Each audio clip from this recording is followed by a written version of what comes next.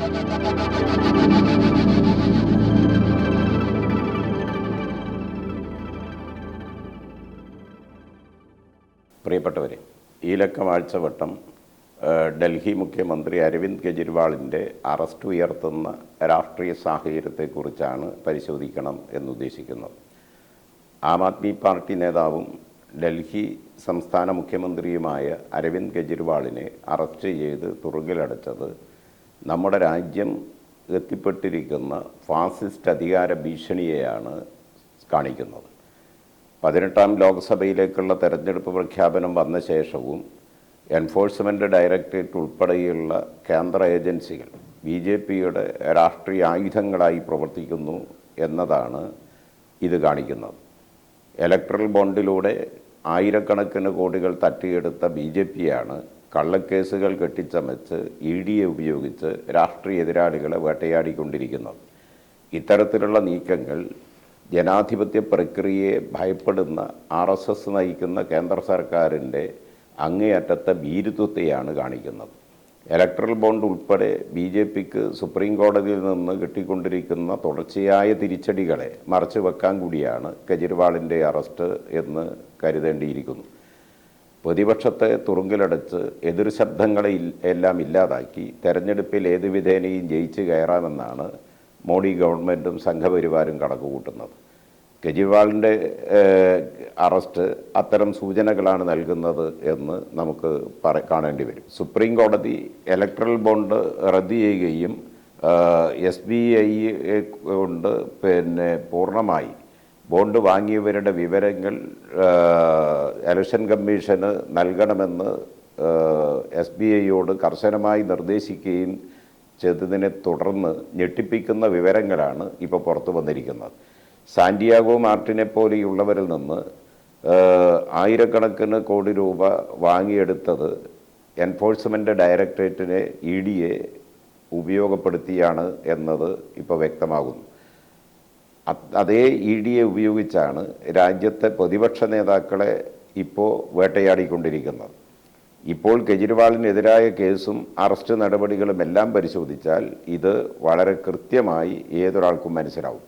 2 കൊല്ലക്കാലത്തോളമായി enforcement directorate ED അന്വേഷിച്ചിട്ടും ഒരു തെളിവുമില്ലാത്ത ഡൽഹി മദ്യനയ കേസുമായി ബന്ധപ്പെട്ടാണ് ഇപ്പോൾ കെജ്രിവാളിനെ അറസ്റ്റ് ചെയ്തിരിക്കുന്നത്. ജനാധിപത്യപരമായ എല്ലാ കീഴ്വഴക്കങ്ങളെയും അട്ടിമറിച്ചുകൊണ്ടാണ് ഒരു സംസ്ഥാനത്തിൻ്റെ മുഖ്യമന്ത്രിയായിരിക്കുന്ന ഒരാളെ കസ്റ്റഡിയിലെടുത്തത് എന്ന് നാം ഗൗരവത്തോടെ കാണണം. കള്ളപ്പണം വെളുപ്പിക്കൽ നിയമത്തിലെ 50ാം വകുപ്പ് പ്രകാരം എടുത്ത കേസിൽ 100 കോടി രൂപ ആം ആദ്മി പാർട്ടിക്ക് ലഭിച്ചു എന്നാണ് ED ഇപ്പോൾ ആരോപിക്കുന്നത്, കേന്ദ്ര ഗവൺമെൻറ് ആരോപിക്കുന്നത്. 2 വർഷമായി ED നടത്തിക്കൊണ്ടിരിക്കുന്ന അന്വേഷണത്തിൽ 100 കോടിയിൽ ഒരൊറ്റ രൂപ പോലും ഇതുവരെ കണ്ടെടുക്കാൻ കഴിഞ്ഞിട്ടില്ല. ഒരു തെളിവുമില്ലാതെയാണ് കെജ്രിവാളിനെ അറസ്റ്റ് ചെയ്തിരിക്കുന്നത് എന്നതാണ് ഇപ്പോൾ വന്നിടത്തോളമുള്ള സൂചനകൾ. ആം ആദ്മി പാർട്ടിയുടെ മറ്റൊരു നേതാവും ഡൽഹി മന്ത്രിയുമായ മനീഷ് സിസോദിയെ ഒരു തെളിവുമില്ലാതെയാണ് കള്ളപ്പണം വെളുപ്പിച്ച കുറ്റമാരോപിച്ച് നേരത്തെ അറസ്റ്റ് ചെയ്ത് ജയിലിലടച്ചത്. രാഷ്ട്രീയ എതിരാളികളെ പ്രതികാരബുദ്ധിയോടെ കേന്ദ്ര അന്വേഷണ ഏജൻസികളെ ഉപയോഗിച്ച് കള്ളക്കേസുകളിൽ കുടുക്കി വേട്ടയാടുന്നത് ഇന്ന് രാജ്യത്ത് മോഡി ഭരണത്തിൽ പതിവായി കഴിഞ്ഞിരിക്കുകയാണ്. കെജ്രിവാളിനെതിരായ കേസ് ലഫ്റ്റനൻറ്റ് ജനറലിൻ്റെ ഉത്തരവ് പ്രകാരമാണ് 2 വർഷം മുമ്പ് തന്നെ അവർ അതിൻ്റെ നടപടികൾ നീക്കിയത്. ഇപ്പോൾ കെജ്രിവാളിൻ്റെ അറസ്റ്റും അതുപോലെ ഭീകരത സൃഷ്ടിക്കുന്ന നടപടികളുമാണ് അതിനെ തുടർന്ന് ഇപ്പോൾ കേന്ദ്ര ഗവൺമെൻറ്റും എല്ലാം സ്വീകരിക്കുന്നത്. ഇലക്ട്രൽ ബോണ്ട് BJPയെ കൊണ്ടെത്തിച്ചിരിക്കുന്ന പ്രതിസന്ധിയെ മറികടക്കാനുള്ള നീക്കമായിട്ട് മാത്രമേ ഇത്തരം കുടിലമായ പ്രവർത്തനങ്ങളെ കാണാനാവൂ. കോടതികളിൽ നിന്ന് BJPക്ക് ഉണ്ടായിക്കൊണ്ടിരിക്കുന്ന തുടർച്ചയായ തിരിച്ചടികളെ മറച്ചുവെക്കാനുള്ള ധൃതി പിടിച്ച നീക്കം കൂടിയായിട്ടാണ് കെജ്രിവാളിൻ്റെ അറസ്റ്റിനെ ദേശീയ മാധ്യമങ്ങളും അതുപോലുള്ളവരെല്ലാം വിശകലനം ചെയ്തിരിക്കുന്നത്. ഇലക്ട്രൽ ബോണ്ട് സൃഷ്ടിച്ച പ്രതികൂല സാഹചര്യങ്ങൾ മറികടക്കാനായിട്ടാണ് CAA നടപ്പിലാക്കാനുള്ള ചട്ടങ്ങൾ ധൃതി പിടിച്ച് പുറപ്പെടുവിക്കാനും മോഡി ഗവൺമെൻറ് ഇപ്പോൾ മുന്നോട്ട് വന്നിരിക്കുന്നത്.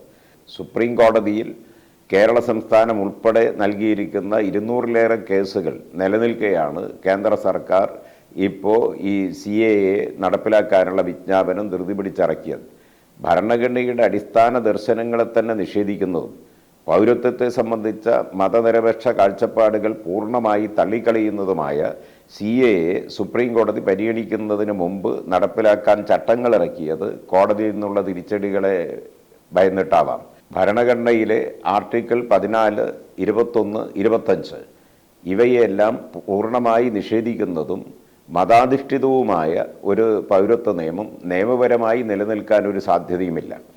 കേരള സർക്കാർ ഉൾപ്പെടെ നൽകിയിരിക്കുന്ന കേസുകൾ പരിശോധിക്കാനും തീർപ്പ് കൽപ്പിക്കാനും എല്ലാം സുപ്രീം കോടതി മാറ്റിവെച്ചിരിക്കുകയാണ്. സമൂഹത്തിൽ വിഭജനവും വിദ്വേഷവും എല്ലാം സൃഷ്ടിച്ച് ധ്രുവീകരണം ഉണ്ടാക്കുക എന്നതാണ് BJPയുടെ അജണ്ട. 18ാം ലോക്സഭാ തെരഞ്ഞെടുപ്പ് ഇത്തരം കാര്യങ്ങളെല്ലാം ഈ തെരഞ്ഞെടുപ്പിൽ പ്രധാനപ്പെട്ട ചർച്ചാ വിഷയമാകും എന്ന് നരേന്ദ്രമോദിക്ക് നല്ല ബോധ്യമുണ്ട്. അതിനെയെല്ലാം മറികടക്കാനുള്ള കൗശലങ്ങൾ എന്ന രീതിയിലാണ് അരവിന്ദ് കെജ്രിവാളിനെതിരായ മദ്യനയ കേസ് ഇപ്പോൾ ധൃതി പിടിച്ച് കൈകാര്യം ചെയ്ത് അദ്ദേഹത്തെ ജയിലിലടച്ചിരിക്കുന്നത്. എതിരായി നിലപാട് സ്വീകരിക്കുന്ന, തങ്ങൾക്കെതിരായ നിലപാടുകൾ സ്വീകരിക്കുന്ന രാഷ്ട്രീയ നേതാക്കളെ, തങ്ങളുടെ രാഷ്ട്രീയ എതിരാളികളായ നേതാക്കളെ കേന്ദ്ര ഏജൻസികളെ ഉപയോഗിച്ച് വേട്ടയാടുകയും ജയിലിലടക്കുകയും ചെയ്യുന്ന രാഷ്ട്രീയ തന്ത്രം സാർവത്രികമാക്കുകയാണ് നരേന്ദ്രമോദി ഗവൺമെൻറ് ഇപ്പോൾ കുറച്ചു കാലമായിട്ട്. കുറച്ച് മുമ്പാണ് ജാർഖണ്ഡ് മുഖ്യമന്ത്രിയായിരുന്ന ഹേമന്ത് സോറനെ ED ഉപയോഗിച്ച് അറസ്റ്റ് ചെയ്ത് ജയിലിലടച്ചത്. അദ്ദേഹത്തിൻ്റെ നേതൃത്വത്തിലുള്ള JMM സർക്കാരിനെ, ജാർഖണ്ഡിലെ സംസ്ഥാന ഗവൺമെൻറ്റിനെ അട്ടിമറിക്കാനുള്ള ഗൂഢാലോചനയുടെ ഭാഗമായിരുന്നു അത്. 4000 കോടിയുടെ അഴിമതി കേസിൽ CBI അന്വേഷണം നേരിടുന്ന കോൺഗ്രസ് നേതാവായിരുന്ന മധു കോണ്ട BJPയിൽ ചേർന്നതോടെ അദ്ദേഹത്തിനെതിരായ കേസുകൾ പൂർണ്ണമായി അവസാനിപ്പിച്ചു. അതേപോലെ തന്നെയാണ് അഴിമതി കേസിൽ അന്വേഷണം നേരിട്ടുകൊണ്ടിരുന്ന മുൻ മഹാരാഷ്ട്ര മുഖ്യമന്ത്രിയും കോൺഗ്രസ് നേതാവുമായിരുന്ന അശോക് ചവാൻ BJPയിൽ ചേർന്നതോടെ അദ്ദേഹത്തിനെതിരായ CBI അന്വേഷണം വേണ്ടെന്ന് വെച്ചു, അത് അവസാനിപ്പിച്ചു. ഇത്തരം നീക്കങ്ങളെല്ലാം കാണിക്കുന്നത് കേന്ദ്ര ഏജൻസികളെ ഉപയോഗിച്ചുള്ള അങ്ങേയറ്റത്തെ വൃത്തികെട്ട രാഷ്ട്രീയ കളിയെയാണ്. അതാണ് കേന്ദ്ര ഗവൺമെൻറ് സ്വീകരിക്കുന്നത്. പ്രതിപക്ഷങ്ങളെ ED ഉപയോഗിച്ച് വേട്ടയാടുകയും രാഷ്ട്രീയ അട്ടിമറികൾ സംഘടിപ്പിക്കുകയും ചെയ്യുന്ന അങ്ങേയറ്റത്തെ ജനാധിപത്യ വിരുദ്ധമായ നീക്കങ്ങളാണ് BJP ഇപ്പോൾ പയറ്റിക്കൊണ്ടിരിക്കുന്നത് എന്നതാണ് നമുക്കിതിലൂടെയെല്ലാം കാണാൻ കഴിയുന്നത്. ഇതിനെതിരായിട്ടുള്ള അതിശക്തമായ ജനവികാരം രാജ്യത്ത് ഉയർന്നു വരികയാണ്. ഇതിനെതിരായിട്ടുള്ള ജനങ്ങളുടെ രോഷവും പ്രതിഷേധവും എല്ലാം ഈ വരുന്ന 18ാം ലോക്സഭാ തെരഞ്ഞെടുപ്പിൻ്റെ വിധിയെഴുത്തിൽ ജനങ്ങൾ പ്രകടിപ്പിക്കുക തന്നെ ചെയ്യും. അതിന് എല്ലാവരും സന്നദ്ധമാവണം എന്ന് ഈ സന്ദർഭത്തിൽ അഭ്യർത്ഥിക്കുകയാണ്.